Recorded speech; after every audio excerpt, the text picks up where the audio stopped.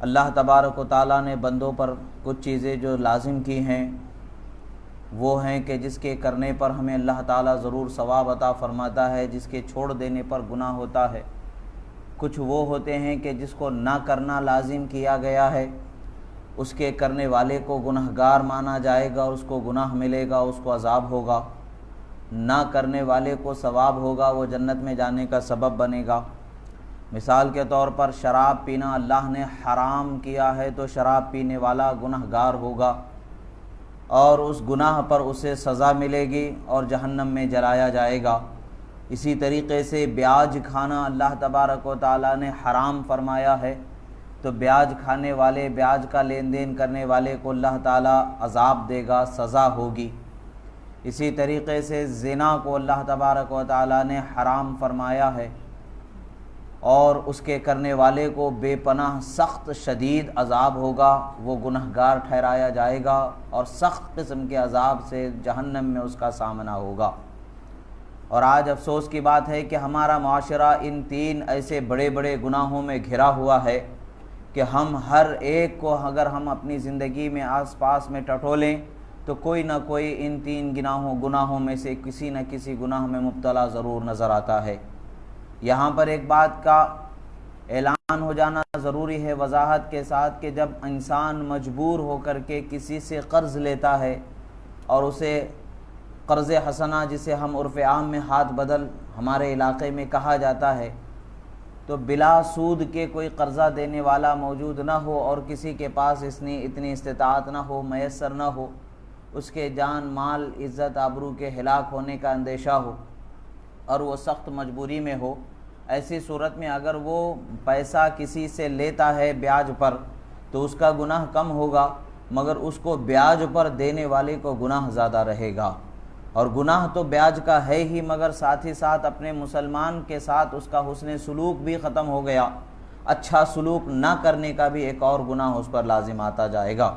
اور یہی آج ہمارا معاشرہ ہے کہ آج ہم میں کا ہر ایک انسان قرض دار کم و بیش نظر ہی آتا ہے، ہر 10 میں سے 9 تو قرض دار نظر آتے ہیں،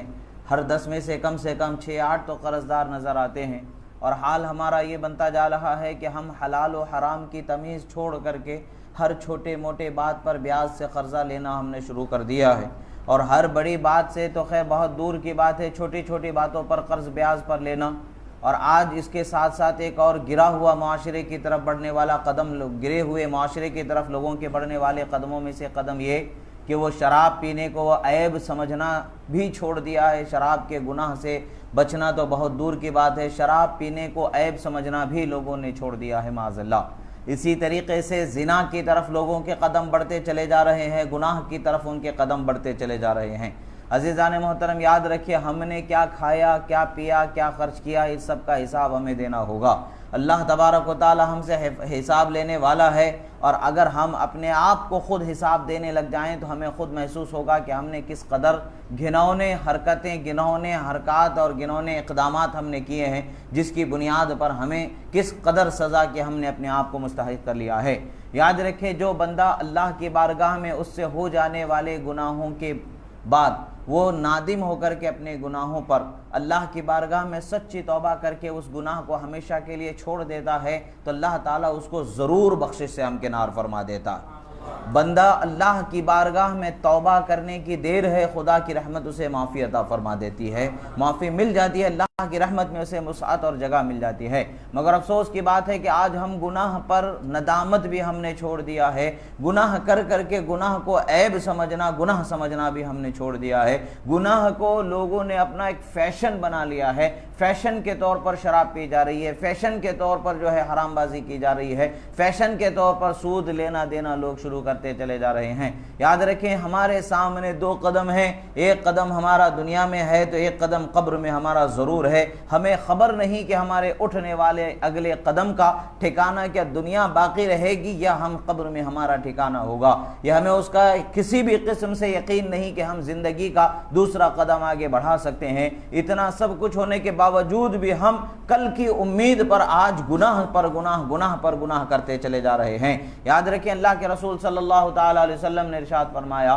ایک حدیث مبارکہ ہے، اس کا مفہوم ہے کہ جب بندہ کوئی زنا کرتا ہے، حرام بازی کرتا ہے، تو ایمان اس کے دل سے نکل کر کے اس کے سر پر معلق ٹھہر جاتا ہے، اور جب وہ گناہ کرنے سے، گناہ میں جتنی دیر تک مشغول رہتا ہے اتنی دیر تک ایمان اس کے جسم سے جدا رہتا ہے، دل سے جدا رہتا ہے۔ پتہ چلے کہ اگر اس حال میں خدا نخواستہ انسان کی موت واقع ہو جائے تو کیا حال ہوگا، اور اللہ کی بارگاہ میں کس قدر ہم راندہ درگاہ بن کر کے اٹھائے جائیں گے، کس قدر اللہ کی بارگاہ میں عتاب کے حقدار بن کر کے اٹھائے جائیں گے، یہ ہمیں اس کا اندازہ ہی نہیں ہے۔ افسوس کی بات یہ ہے کہ آج معاشرہ اس قدم کی طرف اس قدر بڑھ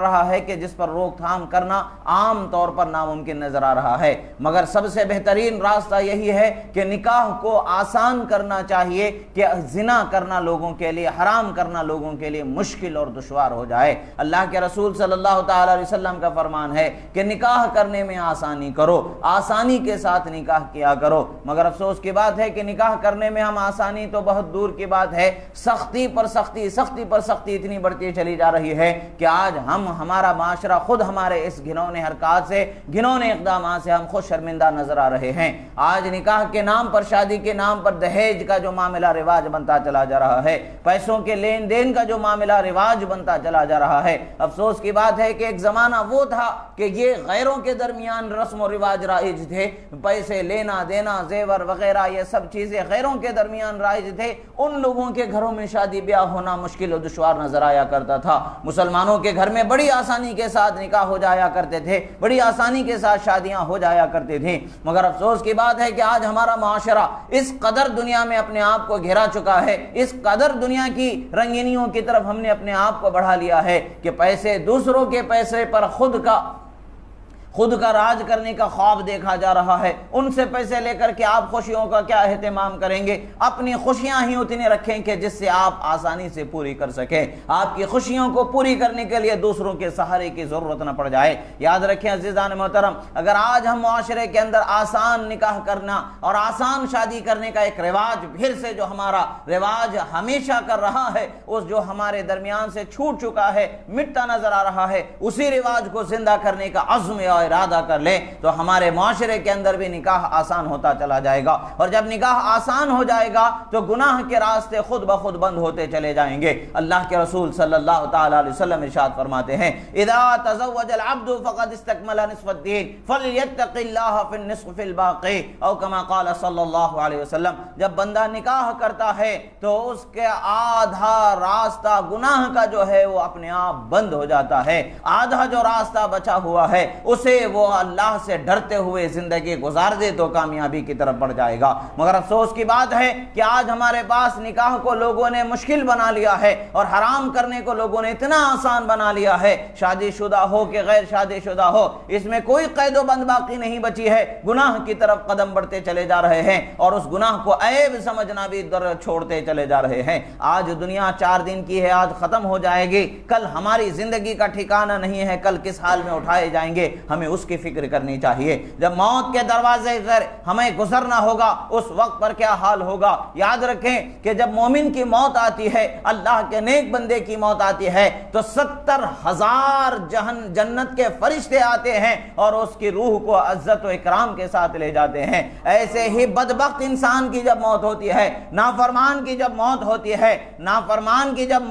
ہے تو اس کا حال کیا ہوتا ہے؟ 70,000 عذاب کے فرشتے اس کو عذاب دیتے ہوئے لے جاتے ہیں۔ بنی اسرائیل کا ایک واقعہ یاد آ رہا ہے، ایک شخص بہت ہی زیادہ گنہگار تھا، اس کے متعلق سے روایتوں میں آتا ہے کہ اس نے 100 خون کر ڈالے تھے، اور اس گناہ سے توبہ کے لیے وہ لوگوں کو تلاش کرتا پھر رہا تھا۔ اسے پتا چلا کہ فلاں بستی میں ایک اللہ کے نیک بندے رہتے ہیں، اور ان کے پاس جاؤ، ان سے دعا کروائی جائے، ہو سکتا ہے کہ رب تعالیٰ ان کے نیکی کے سبب ان کی فرما برداری و اطاعت گزاری کے سبب ان کی دعا کو سفارش کے طور پر اس گنہگار کے حق میں قبول فرما لے اور اس کی بخشش کا راستہ ہو جائے اور اس کو بخشش دیا جائے۔ لوگوں نے جب اسے اس بزرگ کا راستہ بتا دیا تو وہ شخص توبہ کرنے کے ارادے سے اور ان کی بارگاہ میں جا کر کے نادم ہو کر کے ان کے ہاتھوں پر سچا وعدہ کر کے ان سے خدا تعالیٰ کی بارگاہ میں اپنے معافی کے قبول کی دعا کروانے کے ارادے سے نکلا ہوا تھا۔ خدا بڑا مہربان ہوتا ہے، اپنے بندوں پر بڑی مہربانی فرمانے والا ہے۔ ماں باپ کی محبت کو ہم اپنی آنکھوں سے دیکھ رہے ہیں، محسوس کر رہے ہیں، جاگنا، اٹھنا، بیٹھنا، سونا، چین، سکون، ہر چیز کو ہم دیکھ رہے ہیں، ہم محسوس کر رہے ہیں۔ سمجھ میں آتا ہے کہ دنیا میں ایک انسان کو دوسرے انسان سے جو تعلق محبت کا ہوتا ہے، وہ ماں باپ کی محبت کا تعلق سب سے جدا ہوتا ہے، سب سے انوکھا و نرالا ہوتا ہے۔ تو ایسے اللہ تبارک و تعالی 70 ماں باپ سے بڑھ کر کے زیادہ اپنے بندوں پر محبت کرنے والا ہے، مہربانی فرمانے والا ہے، مگر افسوس کی بات ہے کہ اس کے مہربانی کا ہم صحیح معنوں میں حق اور فائدہ نہیں اٹھا رہے ہیں، بلکہ اس کی نافرمانی کی طرف ہم اپنے قدم کو بڑھاتے چلے جا رہے ہیں، اس کی ناراضگی کو ہم مولتے چلے جا رہے ہیں۔ بہرحال وہ بندہ جب راستے میں رہا تو اس کو موت کے دروازے پر دستک دینا ہو گیا، روح نکالی گئی۔ اب عذاب کے فرشتے اور رحمت کے فرشتے دونوں اس کی روح کو لینے کے لیے آ گئے۔ رحمت کے فرشتے اس لیے کہ وہ توبہ کا ارادہ کر چکا تھا، دل سے سچا ارادہ کر لینا حقیقت میں وہی توبہ ہے، گناہ سے باز آ جانا حقیقت میں وہی توبہ ہے، اسی ارادے سے لے کر کے وہ نکلا تھا۔ اور عذاب کے فرشتے بھی یہ کہتے ہیں کہ زندگی بھر جس نے گناہ کیا ہے، زندگی بھر جس نے نافرمانی کی ہے، زندگی بھر جس نے خدا کی ناراضگی مولی ہے، اس کا تو ٹھکانہ جہنم ہی ہونے والا ہے۔ اب دونوں کے درمیان کشمکش ہونے لگی کہ کون سی جماعت فرشتوں کی اس کی روح کو لے جائے، آیا عذاب کے فرشتے اسے لے جائیں جہنم کے عذاب کے فرشتے، یا جنت کے رحمت کے فرشتے اس کی روح کو لے جائیں؟ فیصلہ کرنا دشوار نظر آنے لگا۔ آخر کار یہ طے پایا گیا کہ اس کے گھر سے جو قدم اٹھائے گئے ہیں وہ قدم اس اللہ کے نیک بندے یعنی اللہ کے ولی کے دروازے کے کتنے قریب ہیں اس کو گنا جائے۔ اگر اس کا اللہ کے ولی کا دروازہ اس کے گھر سے قدم اٹھائے جانے کے اعتبار سے دیکھ لیا جائے تو یہ اللہ کے ولی کے قریب ہے تو اسے بخش دیا جائے گا، اور یہ اگر اپنے گھر کے قریب ہے تو اسے عذاب کے ساتھ عذاب کے فرشتوں کو سونپ دیا جائے گا۔ جب ناپا جاتا ہے تو یہ حدیث مبارکہ کے الفاظ مبارکہ اور حدیث میں یہ واقعہ محفوظ ہے کہ صرف اور صرف ایک بالش کا فرق آ جاتا ہے کہ وہ اللہ کے ولی کے قریب اس کو پایا جاتا ہے۔ تو اللہ کی رحمت دیکھے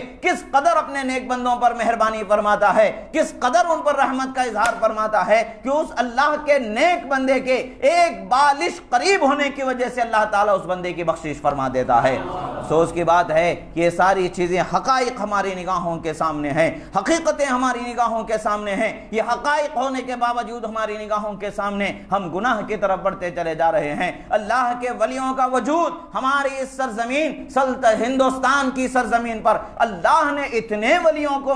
بھیجا ہے، اتنے ولیوں کو بھیجا ہے، اتنے ولیوں کو بھیجا ہے کہ ہم ان ولیوں کو شمار کرتے رہیں گے تو تھک جائیں گے مگر ان کا شمار نہیں کر سکتے ہیں۔ ان ولیوں کی برکت ہی ہے، ان کے وجود، ان کے ہستی کی برکتیں ہیں کہ آج الحمدللہ ہم چین و سکون کے ساتھ اپنی زندگی گزار رہے ہیں۔ اور سلطان الہند خواجہ خواجگاں حضرت خواجہ غریب نواز اور آپ کے طبقے کے تمام اولیاء کرام اور آپ کے سلسلے کے اولیاء کرام، تمام سلاسل حقہ کے اولیاء کرام، چاہے وہ چشتیہ ہو، قادریہ ہو، نقشبندیہ ہو، سہروردیہ ہو، العلائیہ ہو، شاذلیہ ہو وغیرہ، تمام سلاسل حقہ کے بزرگوں کا وجود ہمارے لیے بہت ہی بڑی نعمت ہے، اور اللہ نے ہمارے لیے تو توبہ و بخشش کے دروازوں کو ہمیشہ کشادہ رکھا ہے، مگر افسوس کی بات ہے کہ ہم توبہ کے دروازوں سے دور ہوتے چلے جا رہے ہیں، عذاب و جہنم کے دروازوں کے قریب ہوتے چلے جا رہے ہیں۔ اپنی صرف اور صرف اور اپنی ضد کو پوری کرنے کے لیے، اپنی ناجائز خواہش کو پوری کرنے کے لیے چند لمحوں کے سکون و لذت جو خود ساختہ ہے، ہمارے ذہن میں جس کو ہم نے سکون بنا لیا ہے، ہمارے ذہن میں جس کو ہم نے لذت متعین کر لیا ہے، اس کو حرام و ناجائز کو حاصل کرنے کے لیے ہم اپنے قدم بڑھاتے چلے جا رہے ہیں۔ خدا کی پناہ کیسا بھیانک عذاب ہوگا اگر اسی حال میں، اسی گناہ کے وقت پر اگر انسان دنیا سے کوچ کر جائے، اور جبکہ حدیث میں ہے کہ اس کا ایمان اس کے دل سے نکل کے سر پر معلق رہتا ہے، جب تک کہ وہ عظیم حرام کے گناہ میں مشغول رہے گا اتنی دیر تک کہ ایمان اس کے سر پر معلق رہے گا۔ خدا نہ خواستہ اگر بندے کی موت واقع ہو جائے تو اللہ کی بارگاہ میں ہم کیا منہ لے کر کے جائیں گے، اور جب جب کل اٹھایا جائے گا تو کس قدر عذابوں کا سامنا ہمارا ہوگا، ان تمام چیزوں کی ہمیں فکر آج باقی نہیں رہی۔ عزیزو، زندگی دو لمحوں کی ہے، ایک لمحہ جو ہم زندہ ہیں، دوسرا لمحہ خدا جانے کیسا ہمیں ملنے والا ہے۔ زندگی مل جائے تو آنے والے لمحے کا بھروسہ نہیں ہے، پھر آنے والے لمحے میں زندگی مل جائے تو پھر آنے والے لمحے کا بھروسہ نہیں ہے۔ تو کس بات پر ہم اتنے غرور و تکبر کے ساتھ زندگی جی رہے ہیں؟ تو کس بات پر ہم گناہ کی طرف قدم پر قدم بڑھاتے چلے جا رہے ہیں؟ آخر ابھی تک کہ ہمیں اپنی توبہ اور اپنے لیے نیک راستوں کے تعین کرنے کا وقت ہمارے لیے کیوں نہیں مل رہا ہے؟ ہم حرام کی طلب و جستجو میں مہینوں پہلے سے پلان کرتے چلے جا رہے ہوتے ہیں اور اس کی تیاری کرتے چلے جا رہے ہوتے ہیں، شراب کے لیے پیسے کو جمع کرتے چلے جا رہے ہوتے ہیں، زنا کے لیے پیسے کو جمع کرتے چلے جا رہے ہوتے ہیں۔ کاش کہ ہم اللہ کے نیک بندے جو غریب ہیں غربا پروری کے لیے ہم اپنے آپ کو تیار کرتے چلے جائیں۔ جتنے پیسے ہم گناہ میں خرچ کر رہے ہیں، اگر اتنے پیسے ہم اللہ کی راہ میں خرچ کر دیں گے تو یقیناً اس سے 10 گنا 700 گنا بڑھ کر کے اللہ تعالیٰ جنت میں ہمیں اس کا بدلہ عطا فرمائے گا، حشر میں اس کا بدلہ عطا فرمائے گا۔ مگر افسوس کی بات ہے کہ ہم ان چیزوں کے پاس نہیں بڑھ رہے ہیں۔ جب کوئی غریب آ کر کے 10 پھیلاتا ہے، جب کوئی غریب ہاتھ پھیلایا ہوا ہے، اسے 10 روپے دینا ہمارے لیے تنگ دلی کا سبب بنتا ہے۔ ہم 10 روپے دینے کے لیے ہم سوچتے ہیں اور کم چھٹے ہے کہ نہیں ہمارے جیب میں دیکھا جاتا ہے۔ جب 10 روپے سے کم کوئی چھٹا نہیں ہوتا ہے، بہت سارے وقت ایسے ہوتا ہے کہ ہم دیے بغیر چل جاتے ہیں، کبھی کبھی 10 روپے اٹھا کر کے دے دیتے ہیں۔ مگر جب وہی پیسہ شراب کے لیے دینے کی بات آ جاتی ہے، حرام کے لیے دینے کی بات آ جاتی ہے، 100 200 10 کو 20 کو نہیں دیکھا جاتا ہے، 100 200 کو بھی نہیں دیکھا جاتا، 1000 2000 کو بھی نہیں دیکھا جاتا ہے۔ آخر ہمارے معاشرے کے یہ خستہ حالتیں کیوں ہوتی چلی جا رہی ہیں؟ اس لیے کہ ہم نے موت کو بھلا دیا ہے۔ موت کو اگر ہم بھلا دیے ہیں تو یہی حال ہمارا ہے۔ اگر ہم موت کو نہیں بھلانے والے ہوں گے، ہر لمحے موت کا سامنا ہمارے ذہن و فکر میں ہوگا، تو ہم اپنے آپ کو سنبھالنے والے ہوں گے، سدھارنے والے ہوں گے۔ ہاں یقیناً ہدایت اللہ کی طرف سے نعمت ہے اور توفیق اللہ کی نعمت ہے۔ اللہ نعمت عطا فرماتا ہے ہمیں توفیق دے کر کے، ہدایت دے کر کے نعمت عطا فرماتا ہے۔ افسوس کہ ہم ان نعمتوں کی حفاظت نہیں کر پا رہے ہیں۔ آخر کیا وجہ ہے کہ ہم گناہ کی طرف بڑھ رہے ہیں؟ کیا ہم نے خدا کے عذاب کو بھلا دیا ہے؟ معاذ اللہ، ہم سے پہلے والی قوموں کو دیکھیں۔ حضرت لوط علیہ السلام کے زمانے میں جو گناہ کرنے والے لوگ تھے، جو قومیں تھیں گناہ پر، ان پر کس قدر بھیانک عذاب کو اللہ نے نازل فرمایا۔ حضرت نوح علیہ السلام کے زمانے میں کیسا عذاب آیا، حضرت موسیٰ علیہ السلام کے زمانے میں کیسا عذاب آیا۔ غرض کے ہر زمانے میں نافرمانوں پر بھیانک عذاب دنیا میں بھی آتے رہے، اور آخرت کے عذاب کا تو ہم اندازہ ہی نہیں لگا سکتے۔ آخر ہم کس ظلم میں اس پر ہم متکبر ہو کر کے ہیں کہ ہم پر عذاب نہیں آ سکتا ہے، ہم ہلاک و برباد نہیں ہو سکتے ہیں۔ ایک چھوٹی سی بیماری کورونا، یہ وبا کو دیکھ لیں کہ کتنے دنیا میں بڑے بڑے نامور تھے کہ جو دنیا میں مٹی میں مل کر کے بے نام ہو کر کے مٹتے چلے گئے ہیں۔ کتنے ہیں جو مٹ رہے ہیں، نہ جانے اور کتنے مٹنے ہیں، کتنے مٹنے والے ہیں، ہمیں اس کا اندازہ ہی نہیں ہے۔ خدا نے ہمیں جو زندگی عطا فرمائی ہے، اس زندگی کو غنیمت جاننا یہ ہمارا ذمہ ہے۔ اگر ہم غنیمت جان کر کے گناہ سے اپنے آپ کو بچا لیں گے اور اللہ کے فرمان کے مطابق نیک راستے پر روزہ، نماز، عبادت، ذکر، اذکار، صدقہ، خیر خیرات کی طرف قدم بڑھاتے چلے جائیں گے، یقیناً دنیا اور آخرت میں ہماری کامیابی ہوگی۔ عزیزو، شادی کے درمیان جو بینڈ باجے بجا بجا کر کے جو وقت برباد کیا جاتا ہے، جو پیسہ برباد کیا جاتا ہے، 30,000 40,000 50,000 کا بینڈ بلایا جاتا ہے اور بجایا جاتا ہے، کیا فائدے کا یہ گناہ مولنا؟ اگر وہی پیسہ آپ کسی غریب کی شادی میں اگر اٹھا کر کے دے دیں گے، یقیناً آپ کے گھر میں کبھی تنگ دستی نہیں آ سکتی ہے اور آپ کے لیے بھی رحمت کے دروازوں کو اللہ تعالیٰ کشادہ فرما دے گا۔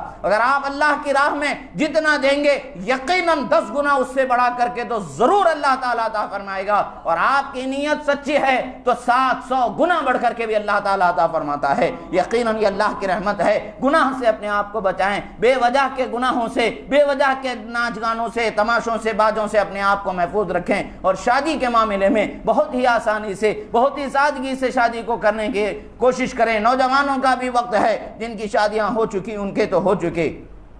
نوجوان ہیں، نوجوان اگر ہماری قوم کے یہ بہت بڑے ذمہ دار ہیں، روشن مستقبل ان کے ہاتھوں پر ہوتا ہے۔ نوجوان اگر اپنا ارادہ مضبوط بنا لیں کہ ہم شادی کی جو بے جا رسم و رواج ہیں، لین دین، مانگنا تونگنا، یہ جتنی بھی چیزیں ہیں، جہیز وغیرہ، یہ سب چیزوں سے اپنے آپ کو روک لیں گے اور اللہ کی رضا کے لیے سادگی سے شادی کریں گے، دلہن والوں پر کوئی بوجھ نہیں کریں گے، حسب طاقت حسب استطاعت جو اللہ نے دیا ہے ولیمہ کر کے لوگوں کو کھلائیں گے، جو کہ سنت ہے۔ اگر اس پر عمل کرتے کرتے چلے جائیں گے تو یقیناً ہمارے معاشرے کے اندر ایک ایسا عظیم سدھار کا سیلاب بنتا نظر آئے گا کہ ہمارے ساتھ ساتھ ہمارے قرب و جوار کے رہنے والے لوگوں کے اندر بھی ایک سدھار کی لہر پیدا ہو جائے گی۔ عزیزو، اپنے آپ کو تیار کریں، اللہ کے اطاعت کے لیے تیار کریں، اللہ کے فرمانبرداری کے لیے تیار کریں، نیکی پر قائم رہنے کے لیے تیار کریں کہ یہی وقت ہے، کل کی ہمیں خبر نہیں ہے، کل کا ہمیں ہوش نہیں ہے۔ آج اللہ نے جو وقت دیا اسے قدر کی